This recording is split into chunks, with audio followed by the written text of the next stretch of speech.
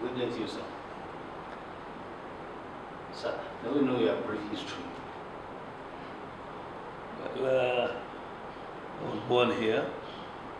I went to school here initially, Dutse. I went to primary school, and then I went to a boarding senior primary school in Bunukuru. Thereabout, I went to secondary school in Gordo and in Kano. And later on, I went to Ahmadu Bello University for a diploma in education. And from there, I went to America. Studied accounting, and later on, mastered in finance. Came back and was working. I worked with, briefly with the Kano state government and later with the NNDC. And then worked with private organizations. And from there on, I established my own businesses. And later on became the emir. So most of the people thought that so prominent people attended the private schools. So are they private you attended or public schools, sir? In our days, there is no difference. There is no private school per se. There are missionary schools, but I went to a public school. Both my primary, secondary, and even university, I went to public university. So I never had any opportunity of going to a private school. So how can you encourage those in public school to be courageous in attending the school? Because they thought that most people will I will not discourage anybody to go to private schools. One is that the public schools of our time is different. We had good teachers, we have good learning facilities in public schools. Now all this is gone. There is not much really that I will encourage people. If they have money, they should send their children to private schools. So what do you like, or do you like sports, sir? Well, I like participative sports. I don't like watching sport. I don't watch any sport, but I participate in sports. Golf is my favorite sport. Why do you like golf, sir? Because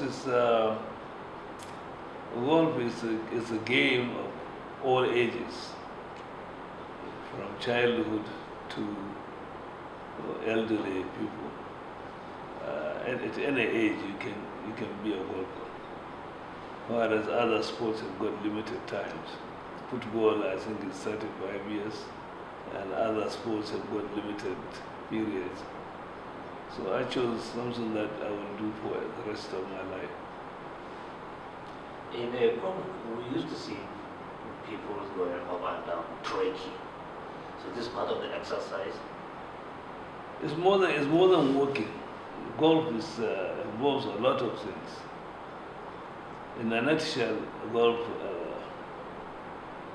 engages your mind and also teaches you discipline. How not to cheat, how to lie, not to be anything that is not acceptable in golf.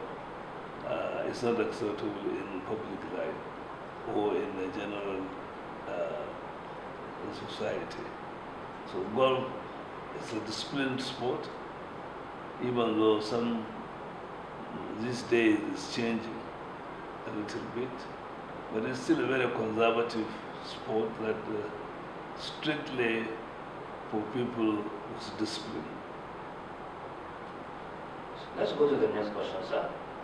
Let's go back to the farming. Are you a farmer, sir, or you are just rely on emirate affairs? I'm a participating farmer, but I had a lot of experience in farming, dating back to 1974, when I came back to Nigeria, I was involved in the establishment of the Kadawa irrigation scheme, which later becomes, I think, Emore after our time. I was the marketing director for a government, quasi-government body called ALDA. And then from there on, I joined the NNDC as assistant manager in charge of agriculture. And I worked with several experienced, world-renowned agriculturalists during my time during NDDC. And I was opportune to attend several courses on project management and agriculture, including in the UK and other places. And I was, during that time, also participated in the establishment of the Highland Tea in Mambila. And we were doing that in conjunction with the federal government, Bongola state government, and NNDC. We were the management partners. And we established, not only initially established the tea plantation in Mambila Plateau, we were also able to promote a traditional crop called coffee, which the local community depended on. We were able to establish some more coffee plantations in the Mambila Plateau. And I was involved in sheep rearing in the consultancy in the Chad Basin. We started the sheep rearing program. I was also involved in the Silk Project, sponsored by the Japanese government in Kaduna. We started a Silk Project, which later on, after we left NNDC, the project died out. We have, we're in the north here, we were the first to establish a big commercial rice farm in Kaduna, southern Kaduna state, called Sabangida in Kaduna state. And during our time, we had over 3,000 hectares of rice farm. We are doing that in conjunction with the Kenap. Kenap is a fiber that is used to make sacks for granules and things. We established a Kenap production. And many other projects that I was involved in agriculture are too numerous. In the soil testing, we did the Kaduna River land use study for the federal government. We did so many other projects while I was in the NNDC. Recently, since the first time that His Excellency Muhammad Buhari came into as the head of the state and the head of the president of Nigeria, he was always calling out, giving to the people to go back to the farm. But are you satisfied with the assistance that they used to give recently to the downtrodden farmers? No, definitely, you must give credit to this government for improving agriculture, no matter what. They have done quite a lot. You cannot say they achieve 100%, but definitely what they have started, I think, is in good faith and is going to help, is also helping our farmers to develop their skills in agriculture. The support they are getting, free support in fertilizer and other chemicals and inputs and the rest is what is needed. And I think agriculture has received great attention during this government. What is not really visible yet is the other part of agriculture, because agriculture is a very wide subject. It's talking of arable crops, but also you have to include other things like livestock, development, aquaculture, and all other things that are related to agriculture. These needs to be revisited. The government needs to look at our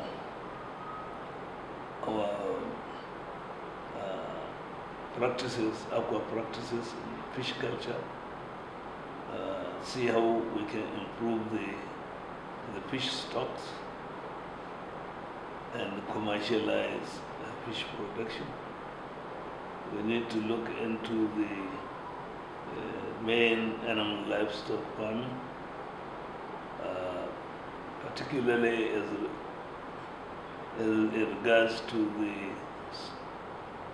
replenishing our old stock. The Zebu or Pilani cattle, as it were now, were very old species of cattle. They came from the Pharaoh time in Egypt, and they are the ones, even in India, where they have the other stock being replenished by insemination and propagation of new stock. But here in Nigeria, I think we still have the very old cattle species. One, they are not efficient in converting meat to fodder. And two, they are not even efficient in milk production. So these are the two things you need to do, because in a cattle what you need is either meat or you need milk. So all these, our species are very low capacity of converting what they eat to what they produce. So that needs to be looked into. I think the government is trying to do that, but I hope they will aggressively pursue this. Let's talk about mechanized agriculture. You know, in the Western world, they are using mechanized, and here in our region, we are using local ways for farming. So what can you advise government, because that mechanized machines are very costly? Instead of giving them a seed and a manual, why can't they give them mechanized machines for easy farming? Well, you have to look at it from government point of view. Nigeria has maybe 80% or 75% of its population engaged in agriculture. So, and the land is so small. In many cases, you hardly find a big farmer with 1 hectare of land, which is a football field. So, if you have a football field, what kind of machine will you use to farm? So, and many, maybe 70% also of those farmers maybe have less than 1 hectare of land, because it's a family land. So mechanization depends on the land, and you can't increase the land. You can only improve what the land produces. Give inputs, improve the variety of seeds,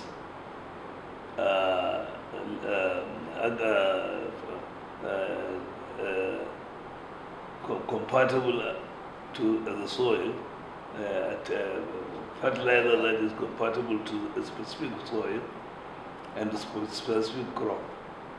So only that, by buying machines, giving them machines, I think you are not doing any service to them. Maintenance of machines are very expensive. So what we need now initially for an agricultural revolution is not machines. What we need is inputs, improved inputs. If we have got a wheat variety that produces 10 tons, 20 tons in 1 hectare, or if we have the grain sorghum that produces 5, 6 tons in 1 hectare, and this is what you need now. And then when you leave that to the commercial farmers, let them engage themselves in commercial agriculture, they don't need support. They can participate. But the common man, I think this government is more concerned about the common man. So I believe what they're doing is right, given the improved variety of seeds, if, the relevant support in chemicals and technical and fertilizer support, and also above all, what we need more now are extension workers. We need more extension workers because most of the farmers really don't have access to information, to knowledge of what needs to be done to their crops. So the extension work will cover that. Otherwise, I will not support buying tractors and things like that. Thank you very much, sir. Let's go back to the conflict resolution in Jigawa State. What is the secret behind peace in Jigawa State between headmen and farmers? Well, first of all, it's the will of God. Allah, we thank Allah for giving us peace in our state, and we will continue to thank Allah for giving us peace. Secondly, many people in this state realize the importance of peaceful coexistence. And so when issues come about, the traditional institution is always appealing to their sentiments also, so that we can resolve issues amicably without resorting to violence or resulting to going to the police or courts. And this is why we established the Sulhu Committee, and we're working very seriously with the support of the DFAID, a British government program. We were able to resolve many cases that would have gone to court, and we are still doing that on a smaller scale. So if we have, we have trained all our district heads, village heads and ward heads on conflict resolution, and so they have attended these courses that were administered by the DFAID, and we were able to do a lot with our local communities, particularly in terms of resolving conflicts before they become crises. Then let's go to the second report, sir. What makes you to create a Zakah committee in your emirate? The Zakah is ordained by God. It's not me. It's an injunction from God, Allah subhanahu wa ta'ala. And it's part of the 5 pillars of Islam. And if you don't, if you pray as a Muslim, and you have Shahada, believing in Allah and the books, the angels and the prophets, if you do believe in them, and you go to Hajj as a Muslim and you fast the Ramadan, if you don't do zakah, if you are entitled to pay zakah and you don't pay, then you are not a good Muslim. So it's a must for any Muslim that owns in every year on the zakat